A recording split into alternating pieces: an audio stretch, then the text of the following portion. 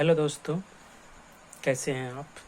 आशा करता हूँ आप सब अच्छे होंगे। तो आज हम जिस विषय पर चर्चा करने वाले हैं या बात करने वाले हैं उसका नाम है सरकार के अंग। सरकार के अंग, ऑर्गन्स ऑफ गवर्नमेंट। ठीक है, तो आगे बढ़ने से पहले हम ये जान लेते हैं कि सरकार है क्या। ठीक है, सरकार की परिभाषाएं पढ़ लेते हैं। तो सरकार वह व्यवस्था है जिसके अंतर्गत एक राज्य या समुदाय को नियंत्रण किया जाता है। ठीक है, सरकार वह व्यवस्था है जिसके अंतर्गत एक राज्य या समुदाय को नियंत्रित किया जाता है। तो देखिए दोस्तों, यहाँ पे भारत में संघीय सरकार की व्यवस्था की गई है। भारत में संघीय शासन की या संघीय सरकार की व्यवस्था की गई है। तो आइए जान लेते हैं भारत में कितने स्तरों पर सरकार बनाई जाती है। भारत में 2 स्तरों पर सरकार बनाई जाती है। पहला केंद्रीय स्तर पर और दूसरा है राज्य स्तर पर। तो आगे जान लेते हैं सरकार के कितने अंग हैं। सरकार के 3 अंग हैं।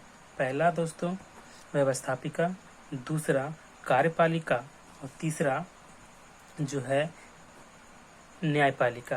ये तीनों अंग जो है दोस्तों सरकार के लिए बहुत ही महत्वपूर्ण है और ये तीनों अंग जो है सरकार के स्तंभ का कार्य करती है। ठीक है, इन तीनों पर ही पूरे देश की शासन व्यवस्था टिकी हुई है दोस्तों। ठीक है, इन तीनों से ही सरकार जो है सरकार जो है शासन चलाती है। ठीक है दोस्तों, जिस प्रकार हमारे शरीर में अंगों का जो है अंग है, उसी प्रकार सरकार के भी ये तीनों महत्वपूर्ण अंग हैं। जिस प्रकार हमारे शरीर में विभिन्न प्रकार के अंग हैं, ठीक है, उसी प्रकार सरकार के भी ये 3 महत्वपूर्ण अंग हैं। तो आगे देखते हैं दोस्तों, हम लोग एक एक करके पढ़ते हैं व्यवस्थापिका के बारे में, कार्यपालिका के बारे में और न्यायपालिका के बारे में। तो अब पहला है हम लोगों का व्यवस्थापिका। ठीक है, लेजिस्लेचर। ठीक है, तो लेजिस्लेचर के अंतर्गत जो दोस्तों क्या है, मैंने पहले ही बताया दोस्तों कि सरकार जो है 2 स्तर पर बनाई जाती है। एक केंद्र स्तर पर सरकारें बनती हैं और दूसरी राज्य स्तर पर सरकारें बनती हैं। ठीक है, केंद्र स्तर पर जो सरकारें बनाई जाती हैं वो संसद के द्वारा, ठीक है, संसद के द्वारा उसके 2 सदन लोकसभा और राज्यसभा के द्वारा बनाई जाती है। लोकसभा और राज्यसभा के द्वारा कानून बनाई जाती है। ठीक है, और दूसरा जो है राज्य सरकारें। राज्य सरकारें जो हैं विधानमंडल के द्वारा, ठीक है, विधानमंडल के द्वारा उसके 2 सभा विधानसभा और विधान परिषद के द्वारा कानून का निर्माण करती है। ठीक है, आगे पढ़ते हैं दोस्तों। हाँ, देखिए दोस्तों, यहाँ पे विधानसभा जो है सभी राज्यों के लिए, ठीक है, विधानसभा जो है दोस्तों सभी राज्यों के लिए आवश्यक होता है। ठीक है, लेकिन जानने की बात यह है दोस्तों कि विधान परिषद जो है सभी राज्यों के लिए आवश्यक नहीं होता है। ठीक है, ठीक है, अभी तक सिर्फ 7 राज्यों में ही, ठीक है, अभी तक सिर्फ 7 राज्यों में ही विधान परिषद है दोस्तों। ठीक है, उसमें से पहला जो है जम्मू एंड कश्मीर जो हो गया दोस्तों, दूसरा जो है आंध्र प्रदेश हो गया, तीसरा बिहार हो गया, चौथा कर्नाटक हो गया दोस्तों, 5वां महाराष्ट्र हो गया, 6वां तेलंगाना हो गया दोस्तों और 7वां जो है हमारा उत्तर प्रदेश हो गया दोस्तों। ठीक है, ऐसा हमारे देश के 29 राज्यों में से, ठीक है दोस्तों, 29 राज्यों में से 7 राज्य जो जैसे ऐसे हैं जहाँ पे विधान परिषद की व्यवस्था की गई है। ठीक है, और जैसे कि और भी जो भी राज्य जो बच गए हैं, ठीक है, वे चाहे तो विधान परिषद रख सकते हैं या तो नहीं भी रख सकते हैं, ये उनकी मर्जी पर डिपेंड करता है। ठीक है, तो अब आगे बढ़ते हुए हम लोग देख लेते हैं व्यवस्थापिका के कार्यों के बारे में। ठीक है, फंक्शन ऑफ लेजिस्लेचर। ठीक है, तो व्यवस्थापिका का जो प्रमुख कार्य होता है वो होता है मेकिंग ऑफ लॉ, मतलब कानून का निर्माण करना। ठीक है, और पुराने कानून में सुधार करना। ठीक है, एवं नए कानून को एवं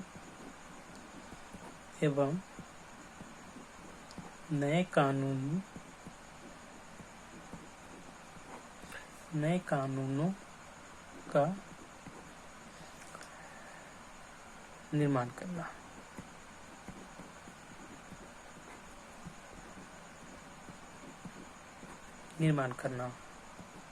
ठीक है दोस्तों, आगे बढ़ते हुए देखते हैं कि सरकार के दूसरे अंग कार्यपालिका के बारे में। ठीक है, कार्यपालिका में भी 2 स्तर होते हैं, एक केंद्रीय स्तर और राज्य स्तर, यानी कि केंद्रीय सरकार और राज्य सरकार। ठीक है, केंद्रीय सरकार के अंतर्गत राष्ट्रपति, उपराष्ट्रपति, प्रधानमंत्री एवं मंत्रिपरिषद कार्यपालिका के रूप में कार्य करते हैं। ठीक है, राष्ट्रपति जो होता है पूरे देश का, हमारे देश का मुख्य प्रधान कार्यपालिका होता है, लेकिन यह एक नाम मात्र कार्यपालिका है। ठीक है, उपराष्ट्रपति जो है राष्ट्रपति के अनुपस्थिति में कार्य करती है। ठीक है, प्रधानमंत्री जो है वो पूरे देश का वास्तविक कार्यपालिका होता है। ठीक है, इसके आदेशों का पालन ही पूरे देश में चलता है। तो इसी तरह आइए दोस्तों देख लेते हैं राज्य सरकार के बारे में। ठीक है, राज्य सरकार के अंतर्गत राज्यपाल, मुख्यमंत्री और मंत्रिमंडल होते हैं। ठीक है, तो जिस प्रकार राष्ट्रपति जो है केंद्र का नाम मात्र कार्यपालिका होता है, उसी प्रकार राज्यपाल जो है राज्य का नाम मात्र कार्यपालिका होता है। मुख्यमंत्री जो होता है पूरी अपने राज्य का वास्तविक कार्यपालिका होता है, वह अपने मंत्रिमंडल के द्वारा, ठीक है, वह अपने मंत्रिमंडल के द्वारा कार्यपालिका का कार्य करती है या कार्यपालिका का कार्य करता है। ठीक है, तो आगे बढ़ते हुए हम लोग देख लेते हैं कि कार्यपालिका के कार्य। ठीक है, फंक्शन ऑफ एग्जीक्यूटिव। ठीक है, संसद में बने कानून। ठीक है, संसद में बने कानूनों को, ठीक है, कानून या कानूनों को पास करना। ठीक है, यानी कि संसद का मतलब यानी कि लोकसभा और राज्यसभा। ठीक है, लोकसभा यानी कि राज्यसभा में जो कानून बनाए जाते हैं उसको पास कराने का कार्य कौन करता है? कार्यपालिका करती है। ठीक है, संसद में बने कानून को पास करने का कार्य जो है वो कार्यपालिका करती है।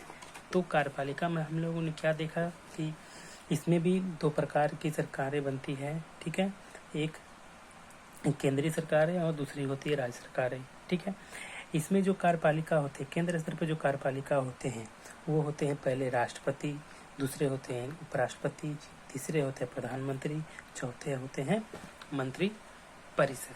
ठीक है, इसमें हम लोगों ने देखा कि राष्ट्रपति जो है पूरे देश का मुख्य प्रधान कार्यपालिका होता है। ठीक है, और वो एक नाम मात्र कार्यपालिका भी होते हैं। ठीक है, और प्रधानमंत्री जो है वो पूरे देश का वास्तविक कार्यपालिका होते हैं। ठीक है, तो उसी प्रकार हम लोगों ने देखा कि राज्य सरकारें जो हैं, राज्य सरकार के अंतर्गत राज्यपाल, मुख्यमंत्री और मंत्रिमंडल आते हैं। ठीक है, तो राज्यपाल जो है वो भी एक नाममात्र कार्यपालिका के रूप में होते हैं। ठीक है, और मुख्यमंत्री जो होते हैं वो एक वास्तविक कार्यपालिका के रूप में होते हैं। वे अपने मंत्रिमंडल के द्वारा कार्यपालिका का कार्य संपन्न करते हैं। और कार्यों में हम लोगों ने देखा कि लोकसभा और राज्यसभा, ठीक है, लोकसभा और राज्यसभा में बने कानूनों को पास करने का कार्य जो है वो कार्यपालिका करती है। तो आइए आगे बढ़ते हुए हम लोग सरकार के तीसरे अंग न्यायपालिका के बारे में पढ़ते हैं, जानते हैं कि न्यायपालिका के अंतर्गत क्या होता है और क्या है। ठीक है, न्यायपालिका के अंतर्गत सर्वोच्च न्यायालय यानी कि सुप्रीम कोर्ट, उच्च न्यायालय, ठीक है, उच्च न्यायालय, हाई कोर्ट एवं जिला न्यायालय मतलब डिस्ट्रिक्ट कोर्ट आते हैं। ठीक है, अब आगे बढ़ते हुए हम लोग देख लेते हैं न्यायपालिका के कार्यों के बारे में। ठीक है, कार्यों की चर्चा हम कर लेते हैं। कुछ फंक्शन ऑफ जुडिशरी। ठीक है, लेजिस्लेटिव और ठीक है, न्यायपालिका का जो कार्य होता है लेजिस्लेटिव यानी कि व्यवस्थापिका और एग्जीक्यूटिव यानी कि कार्यपालिका में संबंध स्थापित करता है। ठीक है, एवं न्यायपालिका जो है जनसाधारण की समस्याओं का भी निपटारा करती है। ठीक है, तो न्यायपालिका में हम लोगों ने देखा कि सुप्रीम कोर्ट है, दूसरा उच्च न्यायालय हाई कोर्ट है, तीसरा जिला न्यायालय यानी कि डिस्ट्रिक्ट कोर्ट है। इसके कार्यों के बारे में देखा हम लोगों ने कुछ इसके कार्य के बारे में देखा। इसके कार्य जो है लेजिस्लेटिव और एग्जीक्यूटिव में संबंध स्थापित करता है। लेजिस्लेटिव यानी कि व्यवस्थापिका और एग्जीक्यूटिव मतलब कार्यपालिका के बीच में संबंध स्थापित करना है एवं जनसाधारण की समस्याओं का भी निपटारा करता है। ठीक है, तो आशा करता हूँ कि ये वीडियो आपको पसंद आया होगा।